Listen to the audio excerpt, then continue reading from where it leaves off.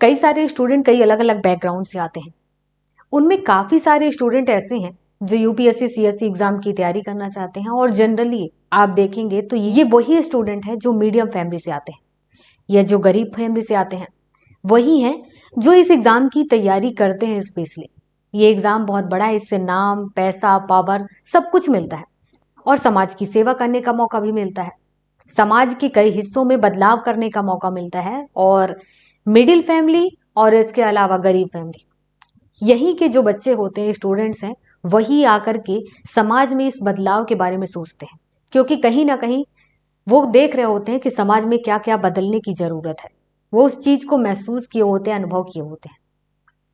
अब क्या होता है कि ये सब पढ़े कहाँ से होते हैं? जनरली ये गवर्नमेंट कॉलेज से या एक ऐसे स्कूल से पढ़े होते हैं जहां पर इंग्लिश नाम मात्र की, या फिर यूं कहो कि इंग्लिश एक सब्जेक्ट के तौर पर जान रहे होते हैं। लेकिन ऐसा नहीं होता है कि हर एक सब्जेक्ट इंग्लिश लैंग्वेज में हो और इंग्लिश बहुत ही अच्छे से आती हो। ना इनका इन्वायरमेंट होता है और ना ही इंग्लिश में ये इतने अच्छे होते हैं जैसे हिंदी में। हिंदी तो यूं कहो कि रग रग में बसा हुआ है, मतलब आंख मूंद करके भी, आंख बंद करके भी इनसे लिखवा लो हिंदी, आराम से सब कुछ सही लिखा जाएगा। कुछ भी बात बोलोगे आराम से समझ में आ जाएगा। इसी तरीके से सेम इंग्लिश के साथ नहीं है। और यहीं पर उनको ये सवाल आता है कि हम यूपीएससी सीएससी की तैयारी करना चाहते हैं और वहां पर इंग्लिश पूछा जाएगा या नहीं पूछा जाएगा? पूछा जाएगा तो कितना पूछा जाएगा? कहीं ऐसा तो नहीं होगा कि इंग्लिश की वजह से हम मात खा जाएं या यूं कहो कि फेल हो जाएं? जनरली इंग्लिश जो आना चाहिए उतना तो वो झेल लेंगे, लेकिन ऐसा नहीं होना चाहिए कि हर एक सब्जेक्ट इंग्लिश पे है, प्रीलिम्स इंग्लिश पे है, मेंस इंग्लिश पे है, इंटरव्यू इंग्लिश पे है, तो फिर हम क्रैक कैसे कर पाएंगे? ऐसे सभी स्टूडेंट को ये बताना चाहूंगी कि देखिए, यूपीएससी सीएससी में इंग्लिश उतनी ही आती है जितनी आपको आनी चाहिए।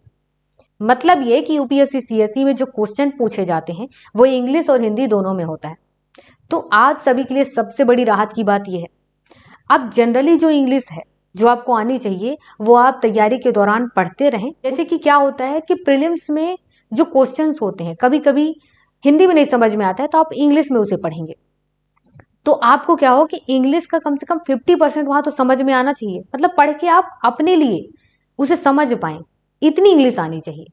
और दूसरी चीज क्या है कि जब आप प्रीलिम्स में सिलेक्ट हो जाएंगे, मेंस का एग्जाम देंगे, तो वहां पर इंग्लिश का एक पेपर होता है, उस पेपर में पास होना होता है। तो पास हो इतना आपको इंग्लिश आना चाहिए। आपको इसके लिए क्या करना होगा, प्रीवियस ईयर के क्वेश्चन पेपर को देखना है, सॉल्व करना है। आपको खुद पता चल जाएगा कि आप पास हो पाएंगे या नहीं हो पाएंगे। नहीं हो पाएंगे तो आप उसमें प्रैक्टिस करना। देखिए, यूपीएससी सिविल सर्विस एग्जाम के मेंस में इंग्लिश का पेपर देखिए, सॉल्व करिए, खुद ही समझ में आ जाएगा। अगर आपको ऐसा लगता है कि पास नहीं हो पाएंगे तो प्रैक्टिस करना। स्कूल में जैसे सब कुछ तैयार करते थे वैसे ही यहाँ पर भी तैयार रखना अपने आप को। इतना तो आपको करना ही होगा। आप सोचो कि बिल्कुल भी इंग्लिश नहीं आए उसके बाद सिविल सर्विस एग्जाम निकल जाए, तो ऐसा नहीं हो पाएगा। जो जनरल इंग्लिश है उतनी तो आनी ही चाहिए, और बाकी सारे जितने भी सब्जेक्ट है वो हिंदी में भी आते हैं। आप जो लैंग्वेज चुनेंगे उसी लैंग्वेज में आपको क्वेश्चन पेपर मिलेगा। इंटरव्यू की बात करें तो वो भी हिंदी में ही होता है, मतलब आप जो लैंग्वेज चुनेंगे उसी लैंग्वेज में होगा। तो अगर आप हिंदी चुने हैं तो जाहिर सी बात है इंटरव्यू हिंदी में होगा।